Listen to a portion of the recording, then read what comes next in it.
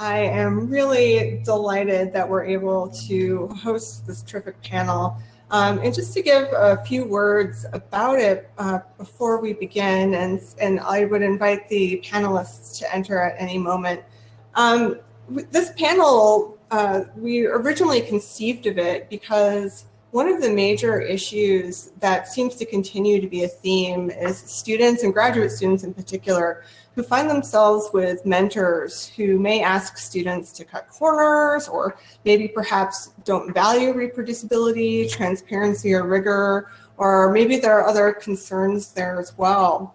And so we often talk about these kinds of cases where there's conflict between students and mentors in terms of responsible conduct of research. But as Ben mentioned, there's really a lot of debate about whether things like p-hacking, harking, outcome switching, and other kinds of questionable research practices, or QRPs, should be considered part of responsible conduct of research in university policies. Recently, there was a case where a psychology PhD student believed her advisor, for example, committed p-hacking because he had changed how a Likert scale responses were grouped so that they could get a significant result. And in that particular case, the student complained, including publicly, and ultimately was removed from her program. And nothing happened to the advisor because it was determined by his peers that this practice was appropriate. So these are the kinds of questions that are starting to come up as more and more people understand reproducibility, open science, and some of these questionable research practices. And so we wanted to take a look at this from the perspective of students as well as from the perspective of policymakers. And if you are at the University of Florida and you have specific questions related to your own personal experiences, Cassandra will be sharing her information so that you can reach out to her directly as well.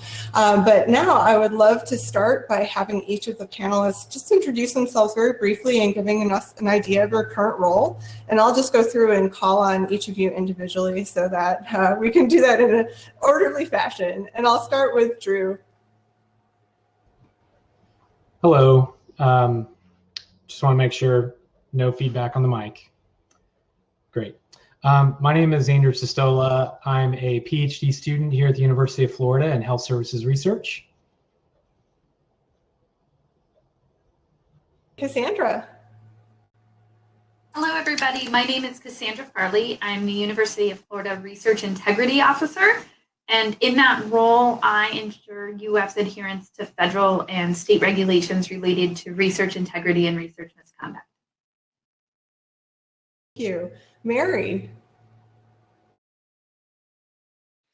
Hi, I'm Mary Allen. I run a research lab at the University of Colorado Boulder. I also teach the RCR course there. And most relevant to this panel is that I was a student in a lab that was shut down for misconduct.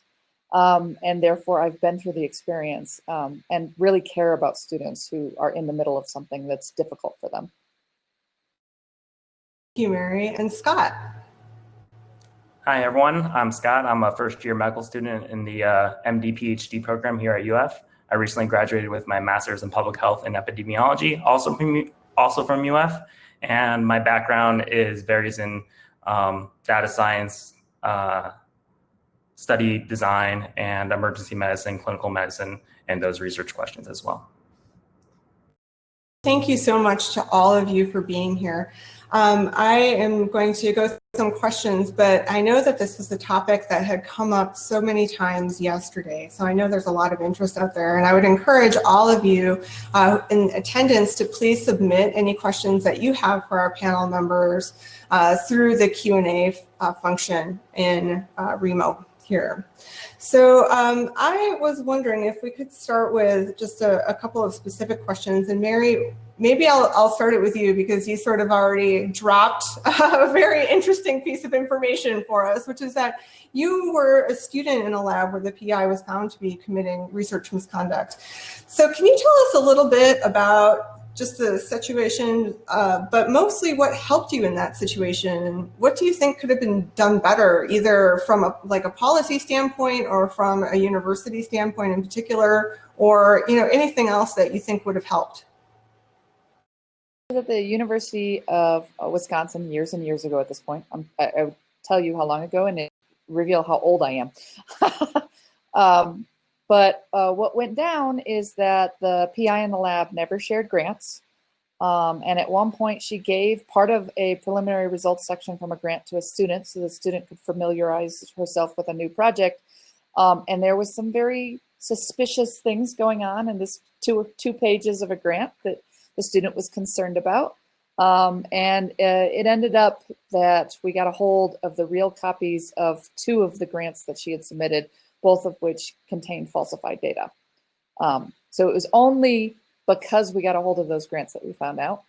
The situation was extremely difficult emotionally for everybody in the lab. None of us could believe it was happening. When it did, it took us over 2 months to decide if we were gonna go and report this because we weren't sure it was misconduct. Like we thought it might've been messy data, it might've been a mistake.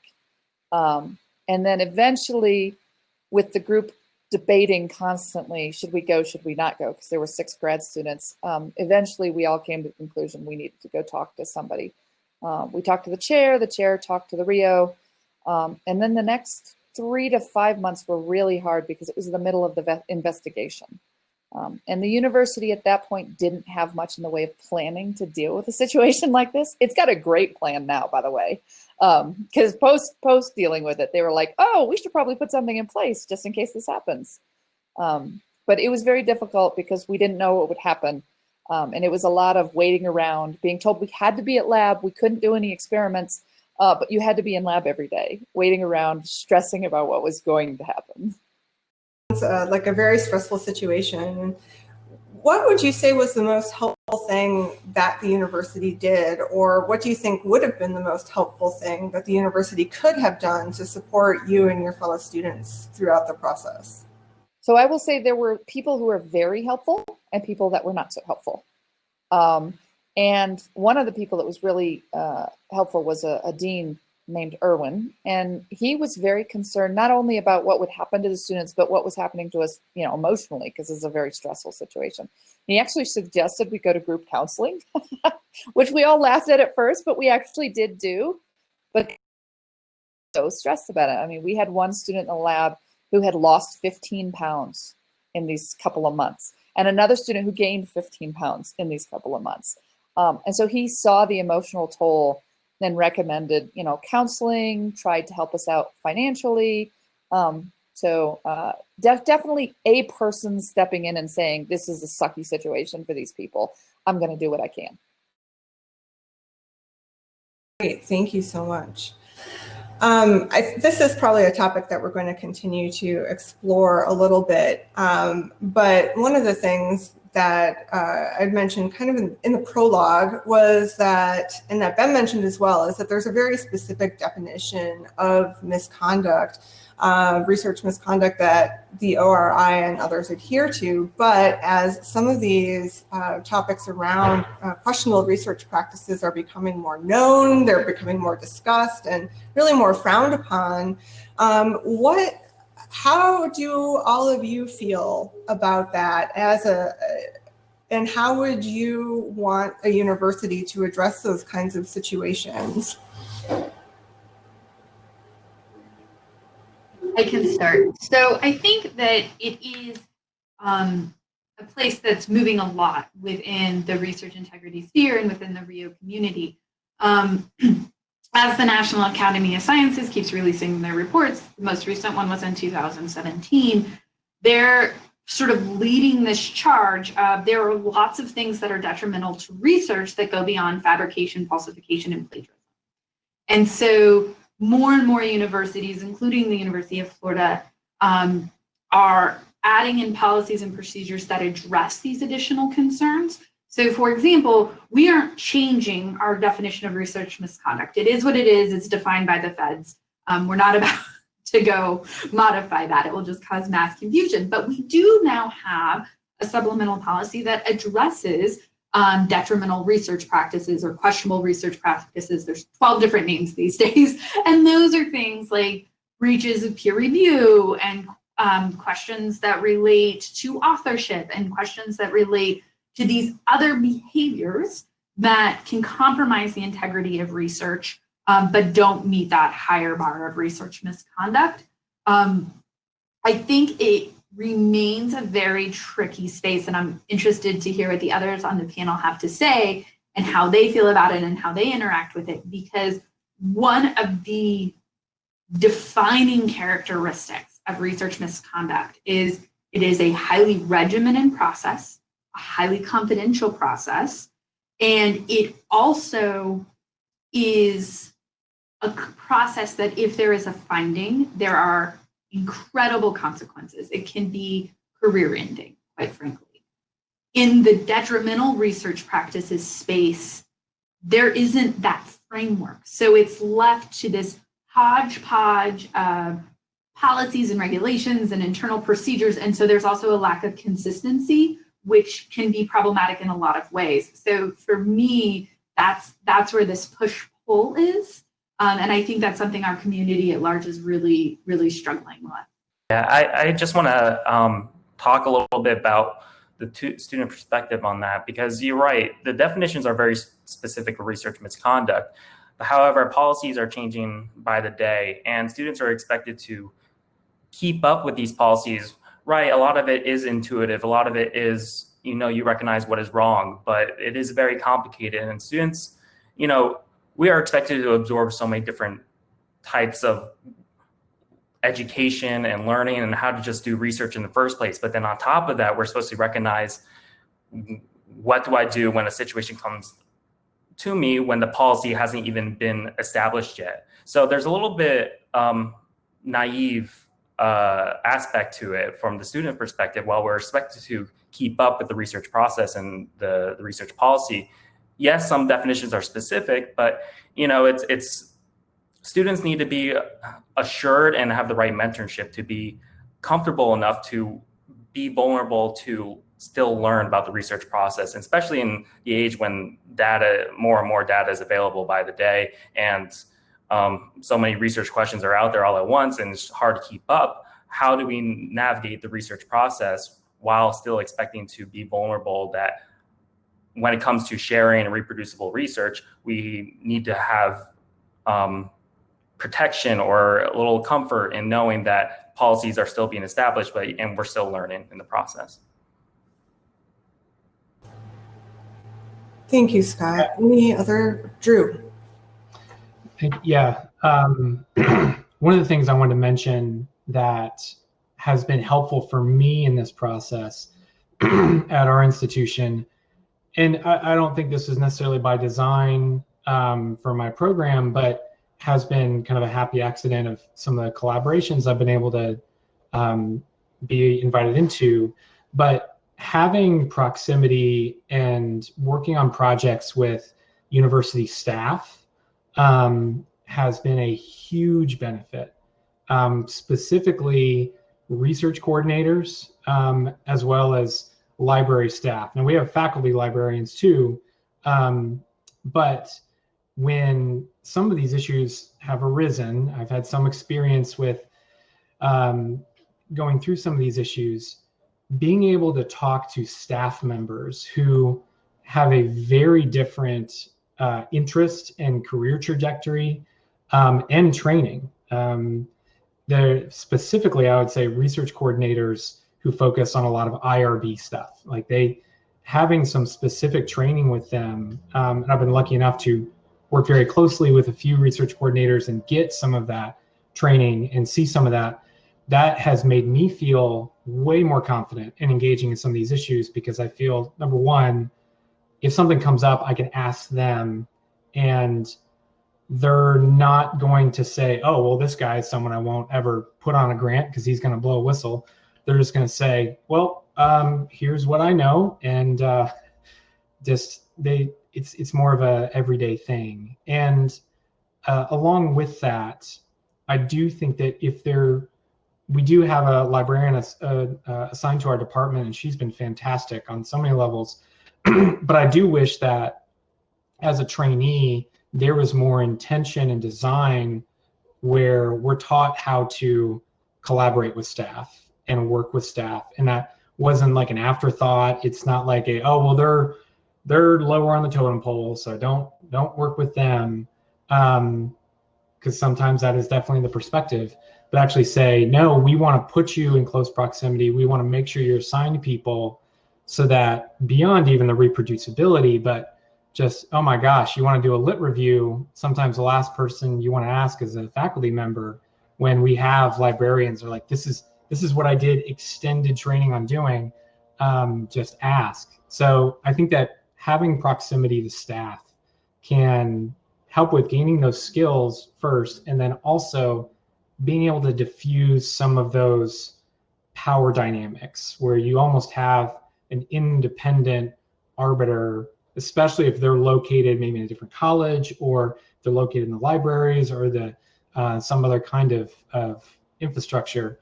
Setting up those connections, I think, could be really valuable for trainees and helping with this and a number of other issues.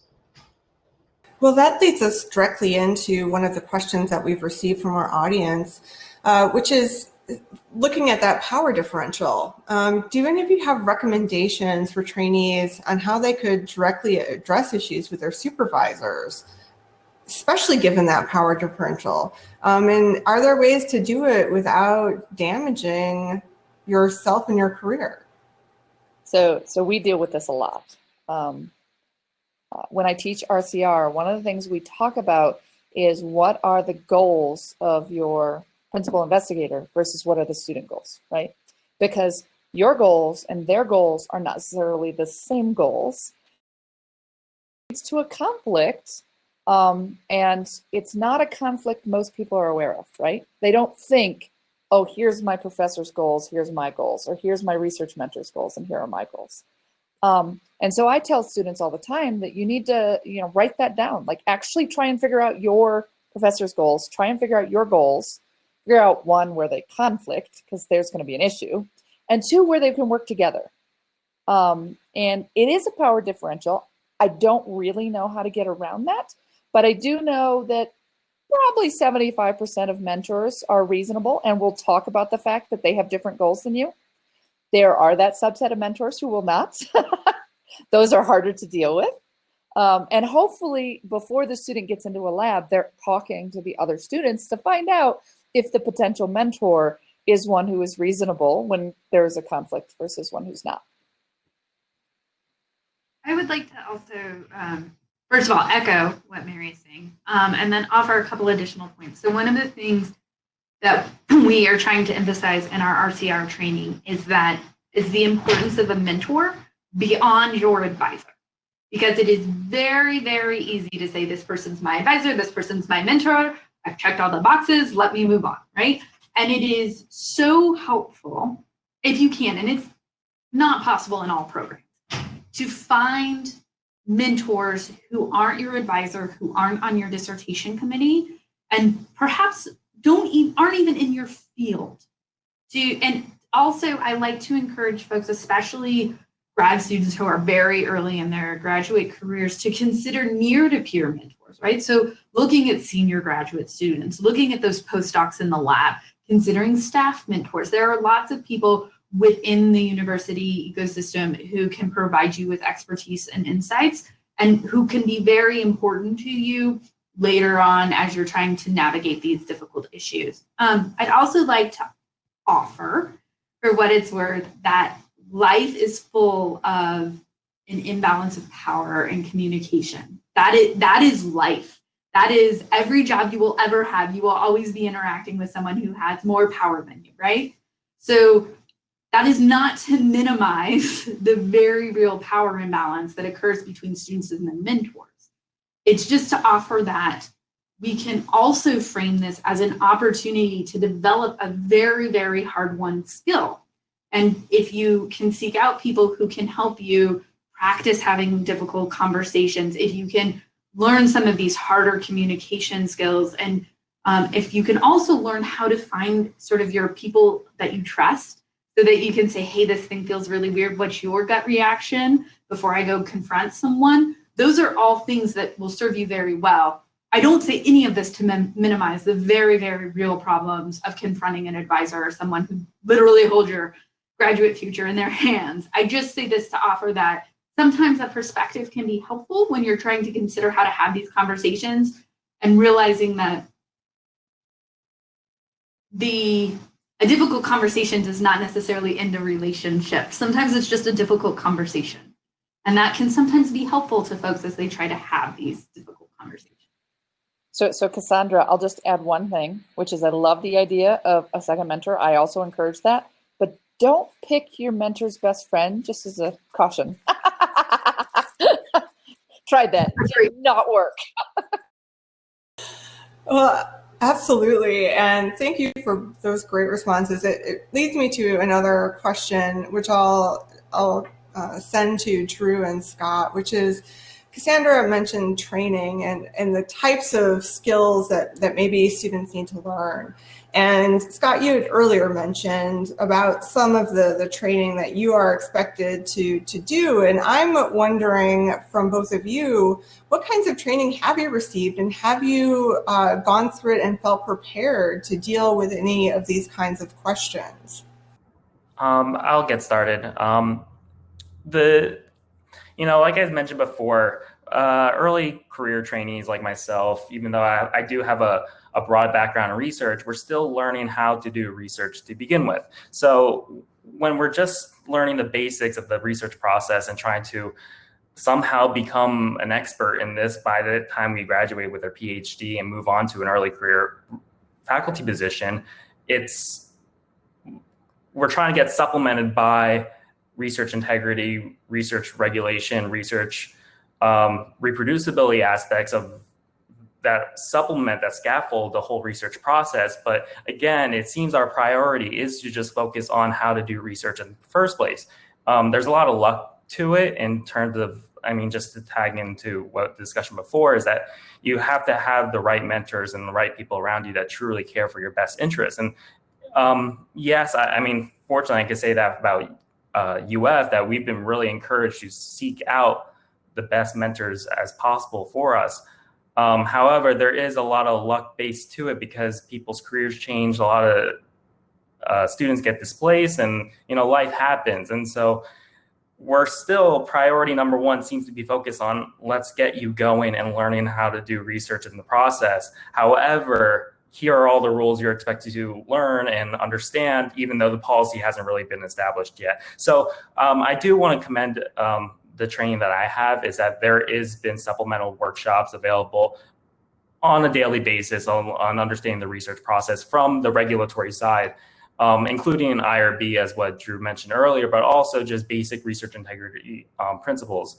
So that is on the side, but again, priority number one is just focusing on, let's learn how to do research and then apply these rules later.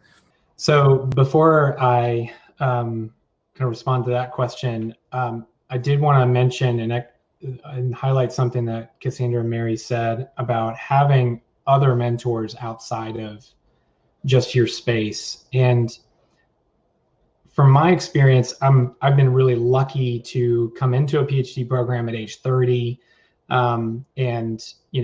I moved to Gainesville first before starting at the University of Florida because my wife grew up here. So I already instantly had this network. And, for example, I go to church on Sunday and there'd be 5 tenured faculty members, in the crowd. So if I got a problem, I can say, hey, what's your take on this? And have that personal relationship. Almost all grad students don't have that. And I do think that there would be a lot of value in helping grad students, particularly international grad students, develop a network that isn't just focused on the productivity and these specific requirements inside their lab, their department, their office, their college. Because for me, that's been huge in just filtering out these questions and just being able to say, this is a big deal, this is not. And the other thing that I will say too is, when it comes to training, some of the resources that have actually been most helpful to me have somewhat come from those outside perspectives. I feel like I learn more about reproducibility when I talk to software engineers. And just to even another Drew, we lost you for just a moment. We'll maybe move on while your internet connection is refirming up, and come back to make sure that we hear those comments in a few minutes. Well, we are pausing from that question. I am wondering, just getting kind of back to this idea of reproducibility, and Drew started talking about it a little bit, but what kinds of education and training are available or are necessary for students around these ideas? And I think in some ways we see them as now inherently part of science and part of that research process that you were mentioning, Scott, but yet it may be considered like an add-on. And so I was wondering about your thoughts and perspectives on that. I can kick off on this one. So for better or worse, the biggest driver of required training is going to be PHS because they're the biggest funder. So when PHS came out and then NSF and USDA followed and said, hey, you guys need to train your grad students, the university was like, great, here's a city training, which if you haven't taken it, you'll be fine. So it's good, but it's long, right? And it's not super engaging. So, so right now, required training for graduate students and trainees is focused on responsible conduct of research. And it has a good focus. It doesn't really include replicability and reproducibility in as meaningful a way. At UF, we just pioneered a new set of courses within RCR, and we're just internally expanding what RCR is to include these because we do have so much interest in it, and we think it's really important. Seeing it as a widespread requirement without the push from the feds to see an investment, because it's easy to forget that developing and launching these courses is in fact an investment. And so it's hard sometimes to get that buy-in.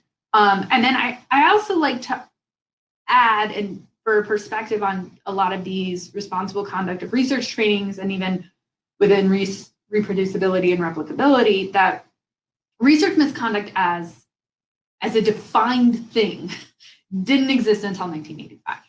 And the responsible conduct of research training didn't exist until 1995. So there is a very, very good chance that if you are a trainee today, your mentor never went through any training on the responsible conduct of research or reproducibility and replicability. And that is why it feels like extra, because to them, they didn't go through it. Why do you need to go through it? Oh, this weird lady from UF Research says you have to do it, so go do it. But I do think it hasn't been around long enough yet to be part of the research culture. And so sometimes I think it's very valid when I hear people like Drew and Scott say, this feels like an add-on. It doesn't feel like it was purposeful. And that's probably because there are cases where it wasn't. And that's something I think just as a community, we really need to work on. So it's not exactly what you asked about what courses are available. But what I tend to tell students is to take a very different perspective on reproducibility. Most likely every student you're going to ask is going to say, I want to be reproducible, right? I don't know a student who would say, no, I don't want to be reproducible, right? And so then why doesn't it happen if that's what they want to do? And I would say that in general, they feel such a push to get the research done that the reproducibility is an afterthought. And so the way I reframe it for my students is give yourself the gift of not having to search through 1,200 files to find what you are looking for when you go to write your paper. So yes, it takes you time to make sure everything is in place, written down, file names are correct. That's a lot of effort on the student's part. But if you frame it as, yes, but you're going to spend a lot more effort on the other end trying to get it back if you don't do it in the first place. And so just showing them that trade-off. And there's a really great, I'd have to look it up, but there's a really great computational graph that's basically this idea, because if you don't, when you're writing code, write exactly what each piece is for, and instead you go back and try and annotate it afterwards, it will take you 30 times as long. And it's the same thing for a paper. It's the same thing for any research. So give yourself the gift of writing it down when you do it. One of the, sorry, I broke up there earlier, but one of the things I wanted to echo on that is I quickly found out that as a student, you can just do research, especially we work with already collected public data, so I don't have to go run experiments. But you can take a research question, you can use your statistical software, do your best to come up with something and send it to these conferences that are doing posters. And that's a really good place to just like, I'm just going to try something and do my best. And, you know, students will get really scared about going in front of their poster. And I'm like, well, most people won't talk to you, and you can always just say you're a student. You know, it's just grown up science fair sometimes. But it just having done so, I've probably submitted 10 posters over the past 2 years. And just being able to do 10 projects, I quickly learned, okay, so if I want to do this right, I need to do this next time and this next time. And that really, really helped. So if there are just poster sessions where you can just say, hey, I did a t-test on a simple thing, and there you go. Just giving that a chance to like be your own PI and just try. And if it's bad science, then, you know, they won't accept it. You try again. And beyond even that, as a specific thing that I think is really helpful for just practicing this, but finding ways to embrace and be okay with failure. Because I think about artificial intelligence and machine learning algorithms, and they train by, you know, you calculate the outcome, take the error, backwards propagate, and try again. So and that's supposed to be replicated on the human brain. So it's not like this is a new computer thing. So it makes me think, like, if I want to learn how to do something really, really well, I need to fail like 1,000 times. I need to run those epochs internally. And if there are ways to, finding ways to say, you're going to try this, and when you're going to fail, we're going to talk about what was different so you can try again, and taking that pressure down. Because when it happens 3-4 times, you mess up on something and you realize, well, the world didn't end and everyone's still my friend. I'm still employed. They didn't kick me out. Then you become more willing to say, all right, well, if worst case scenario happens, if I do my due diligence, then we'll just figure it out together. And I think that's a little bit of a culture setting. That's a little bit of a personal mindset that people have to have. But I think if failure can be embraced, I think a lot of these questions will start to sort out, because then we start focusing on, did you give your due diligence? Did you follow all the process? We just do an implementation evaluation, and then we can say, all right, we're all doing it, we're all trying, and we're all working. Let's figure out how to do this better. Great, thank you. I'm glad that you were able to jump in there and that your internet connection is stabilized. Wonderful to have you back. We have a lot of questions that have come in through the Q&A, and I want to jump to some of those. And one of them is on a very related topic, which is, what kinds of resources do you think that students would be most likely to use, or maybe should be using, in the case of tricky issues with research mentors? Are they things that are internal? Are they within the department, a college, the university? And how can we really make students aware of the resources that are available to them? I'm going to preach ombuds again. You know, I didn't know ombuds existed when I was a grad student, and I was so sad to not know ombuds existed. So if you don't know what an ombuds is an office on campus. Most universities have one. They are not controlled by campus. They do not control campus. They are a separate entity that lives on campus. And they're completely confidential unless someone's life is in danger. And so you can go there if you're in the middle where you're like, yeah, you know, I don't know if this is p-hacking or not, or I don't know if this is a slippery slope or not, or any of those situations in which you're just uncomfortable and you don't know what to do. The ombuds are there.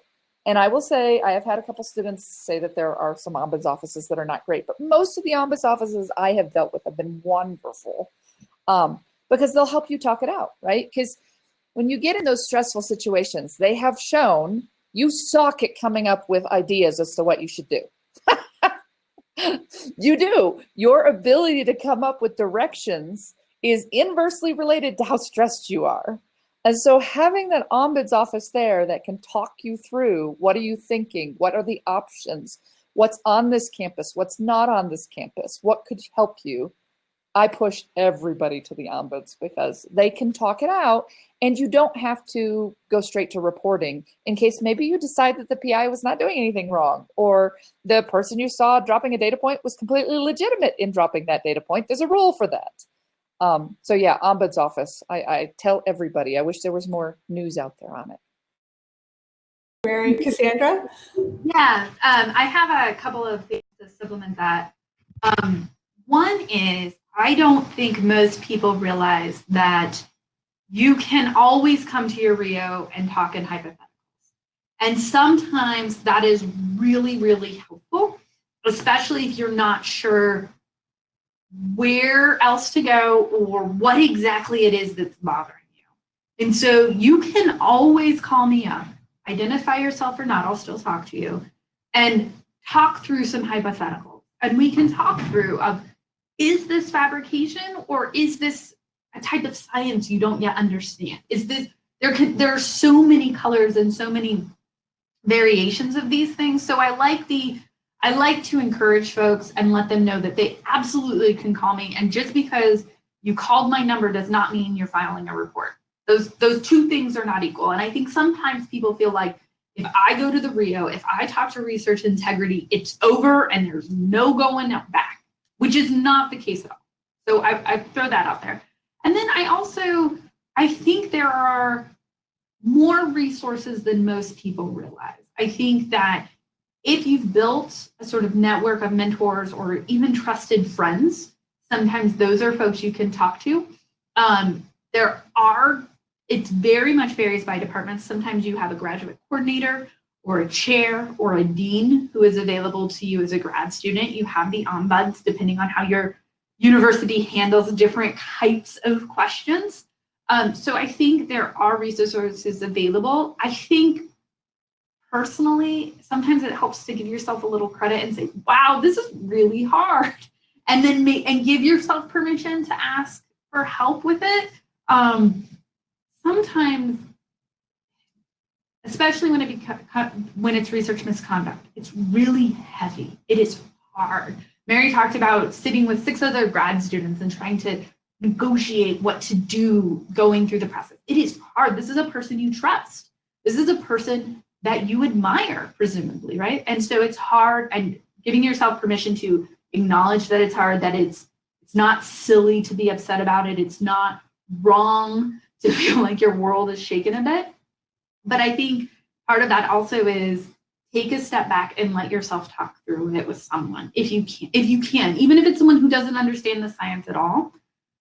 Sometimes what I find, especially as I sort of alluded to before, with more junior researchers, more junior grad students, is once that emotion gets into it, which is fine, we all do that, sometimes it can be hard to see. It's like, this thing is wrong, plus they slighted me 2 weeks ago, plus my dissertation's due, plus, and it can cloud everything because it's the storm. And that's the case everywhere. I'm just saying, typically, if you're younger and have less experience, it compiles, right? So there are lots of resources, but I would just encourage you to be honest with yourself about whether you trust the person you're talking to, because you don't want to create more stress for yourself by saying, oh, I feel like I have to talk to this person, but I don't trust them at all. I hear from Drew and Scott on this too. Like, what have you been taught as to what to do, or how would you even start, do you think, in a very, very obviously hypothetical situation? I can start with that question. So when issues arise, I do think that the first place to start is really going and trying to identify someone who has the ability to take some of those facts and then just say, how weird is this? Or how different is this? Before I cut off, I may have mentioned I'm lucky enough to be a second generation PhD. student. So when an issue arose with me in the past, I was able to call up my dad and say, here's everything that's happening. Tell me your assessment. And he said, quote, that's 2 standard deviations away from the median from what he's seen. Just to give you an idea of what the kind of conversations we have. But that really helped to be able to say, okay, my subjective understanding is, you know, all that aside, we can see that there's a significant effect here. And once that happens, then it comes down to like, what are the places on paper that I should take this? And this often means going back and searching through all those emails that you didn't read on here's the list of resources, and saying like, well, maybe I should do this, maybe I should do this. And the first list in those resources I would go to as a student is I go directly to my union. And if you don't have a union on your campus for graduate students, I strongly recommend organizing one, simply because they not only are they independent of your department, they share your interests. And I think that having something where I knew, like, if I'm acting in good faith and I'm, you know, doing what I feel like is necessary, I do have a party that's just simply going to come to the table for me. So I think getting that objective assessment and then finding that subjective person who, you know, like, worst case happens, I'm going to go this direction. I think establishing those up front really, really helps. And then you can go through some of those other resources and the path becomes significantly more clear. And you're able to work through that because, like Mary said before, and Cassandra, like, this exists everywhere. And it's in some ways power differential among hierarchies is unable to be avoided. And just knowing that and knowing that this may happen, but worst case scenario, I'm likely not going to have like the nightmare situation. Yeah, I want to echo what Drew was saying at the end there. You know, a similar analogous, especially now that I'm trained more in medical school, the medical side, it's analogous to the patient-physician relationship. You definitely have a graduate student mentor relationship, and at the basis of all that is trust. And you really have to trust each other that you're really looking out for the best interest. Before I got my master's, most of my research training was, I mean, it wasn't really a formal research training. All my research background was self-taught using online resources and just finding the right people to talk to. And the people that I really found to be most reliable is not really faculty and early career faculty. It's more of my peers. And because their goals are similar to you, and they often are at a different level, or the next level that you need to get to be at their closest level. So they have more direct experience of understanding, navigating the research process, especially when you're working around with so many different investigators. Prior to my master's, I was a data analyst and a research coordinator for a lot of different faculty at all different levels. And so you really had to balance which stage am I working with, and do I need to educate someone about the research project while I'm also still learning about it? So it was an awkward balance a little bit about how do I also educate myself while also continue on the research process on doing my job pretty much of helping these investigators get what they need to be done. So I really found the most trust was within the peers because they'd gone through the same process that I have. In terms of formal training though, it's tricky, and I appreciate the comments of Dr. Mary Allen and Dr. Cassandra there about being open to the offices to call in and be anonymous, because I never heard anyone say that to me before. And I went through my master's, I did my bachelor's here. I am now in the MD PhD program, and it's the openness that you're always open and you can be honest. This really needs to be emphasized more often. I reference back to the keynote address yesterday. Everyone expects these norms. Everyone thinks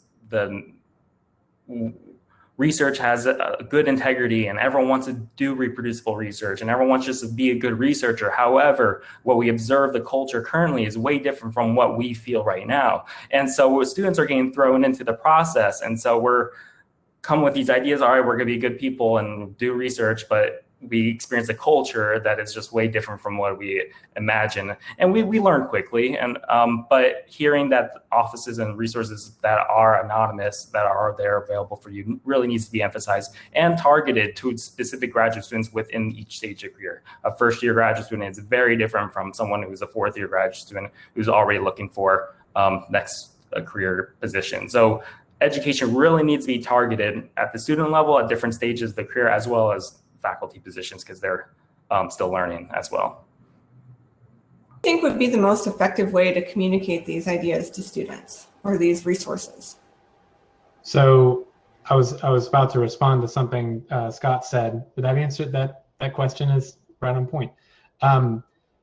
First of all, I'll just mention three things, because one person asked a question on how do you assure students that an institute will protect students if they're not at fault. Number one, you need to make a decision that stands up for integrity, students, ethics, whatever, out in the open with everyone to see. And it's got to be a decision that costs you money. If that happens, now I'm not saying you wait for a problem and say, oh, this is our chance, and take advantage of it. But when those come up, being willing to say, we're going to show everybody what happened. And we're going to show that we would rather lose a grant, lose a tenured faculty member, lose credibility than in certain ways than compromise our ethics. And if you're in leadership and you don't think you would make that decision, I would question whether you should be in leadership.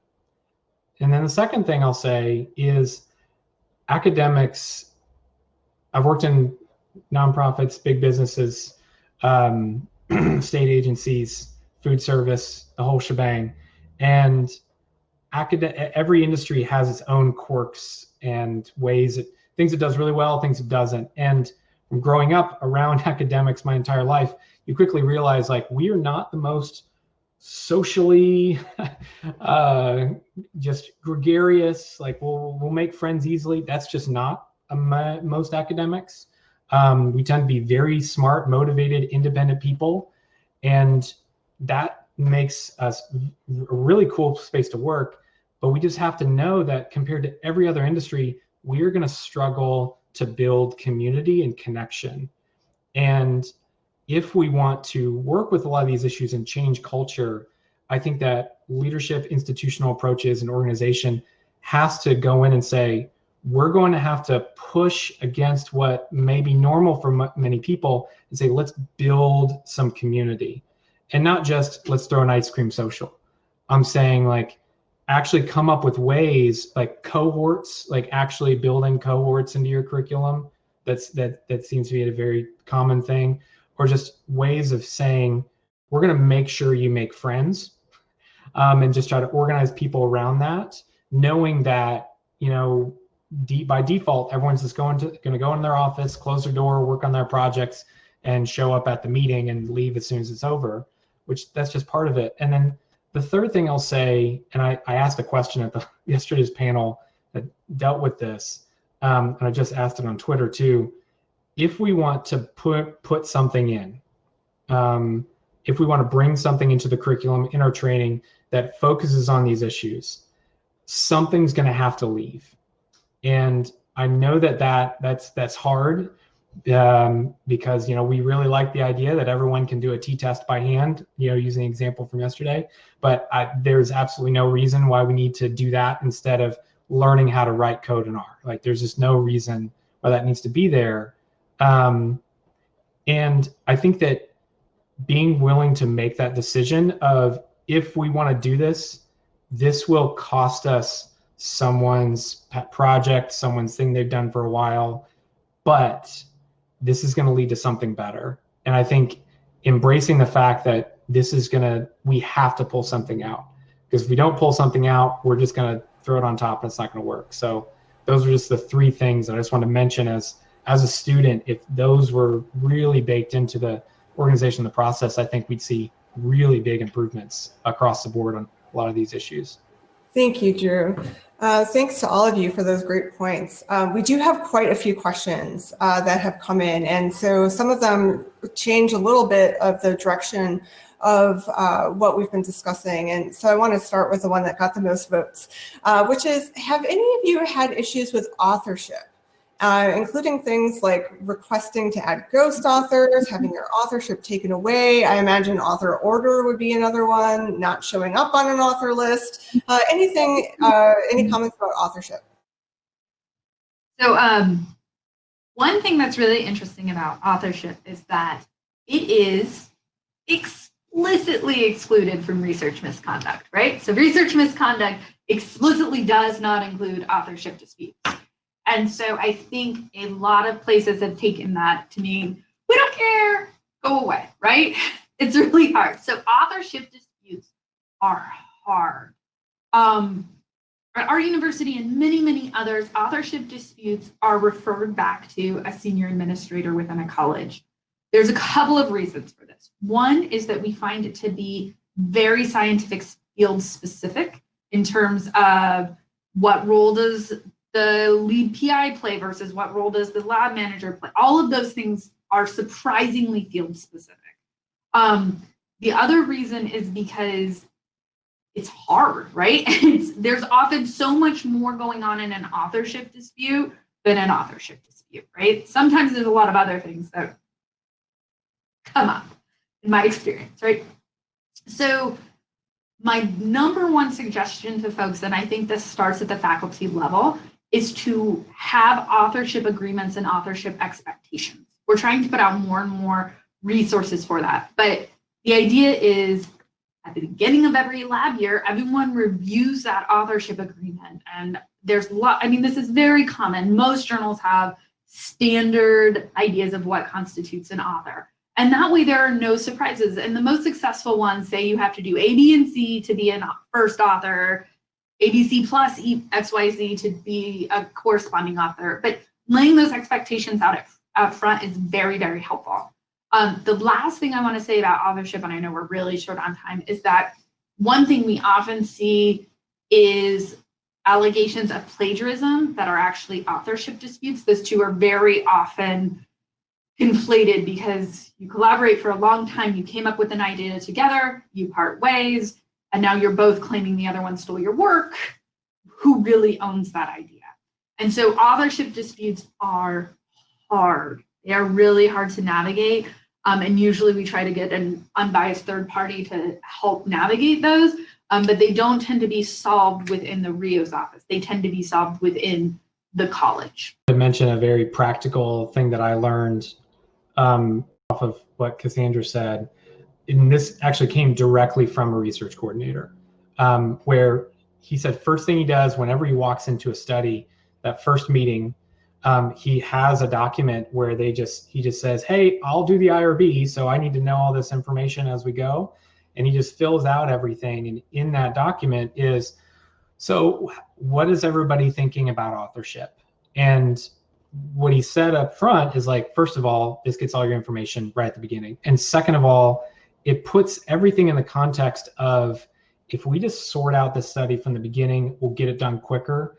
And I learned that, I mean, I literally took his document and I walked into a study with someone in my department, with another department, and I said, hey, I'm just going to do this document. I'm happy to do the IRB. And the conversation became, oh, well, we don't need to do IRB. We don't need to do that. And the other faculty member was like, well, we should definitely, yeah, these are great questions. You should do that. So I learned quickly to not really continue with that study based on that conversation. And that was hard. But I don't think the student should be the person who has to say, we're going to talk about it all up front. But I think having something where he says, I don't do a study until we can do whatever, I'm happy to discuss, but we're going to talk about it up front before we get even to step 2. That's really helped me. Has an authorship good resource for everyone to learn about. All right, we have several more questions. So the next one is, how do you navigate all the tension between let's make all research open and transparent and possible criticism about research practices that deviate from narrow definitions of best practices? So essentially, like, you know, if you're out there and people criticize your work because it's not in this narrow definition, how do you navigate that? Count yourself lucky. Lots of great scientists out there. Criticized work. I would say on some level, like, that is, to me, it really comes back to, like, can we build a good feedback mechanism and expectations for feedback? Because that's I finally got to a point where I was like, you know, I'm just going to put everything on GitHub as I'm doing it. Because number one, it's copyright, you know, put it on the MIT license, got my copyright on it, you can't steal it. And then secondly, like, if people say science foul, that's wrong, like, that's great. I'm a trainee, you know, like, this is how we should, and my experience with feedback comes from other places outside of academia, but building that culture where it's like, you're going to fail and that's okay. We want that. We need that, actually. And I think having that emotional learning, building those skills somehow within your culture can, I think, fix a lot of that and help make sure that, you know, we can do these things and learn from these things. Okay, thank you. Well, this is a question for Scott and Drew. One of the biggest issues for graduate students is a push for more quantity rather than quality. How do you think that this affected the quality of your work? I apologize if there's any feedback from my mic right now, but I definitely understand that question. I definitely understand the pressure, especially when I know this has been talked about this conference before, that there's a push to get publications out there. And like I mentioned before, there's data everywhere. It's thousands and thousands of articles are published every day, whether they're good or bad. And there's always an urge to really get something out there, or else you won't meet your career milestones, and you don't.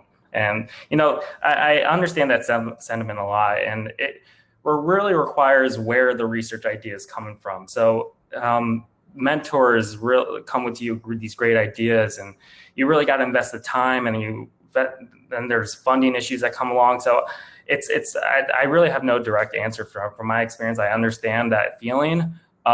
It depends on the study and the really purposes of the research project. What I could say to that, though, is that when you do research and when you really want to push work out there, make sure that what you do is quality. So, like, while the research itself may not be the most groundbreaking and available, make it a learning experience where each publication out there is really going to advance your understanding of the field. It's really easy to write.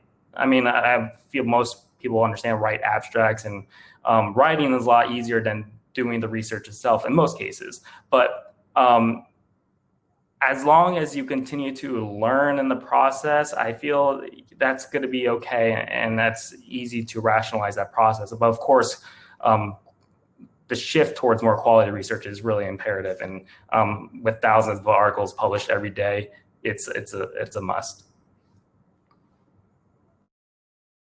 We are at the end of time. We do have quite a few additional really wonderful questions that have come through, and that I'm afraid that we're not going to have time in this part to answer, but I'm hoping that some of our panelists will be staying around for discussion sections later today, and or could even, you could contact them in one of the break rooms in our next break if they are willing to do so. I want to thank each and every one of you for joining this panel. It was really an interesting and great discussion to have these different perspectives on what students should know, what students do know, and what institutions can really try to do to support them as well. So thanks to all of you for your participation in this.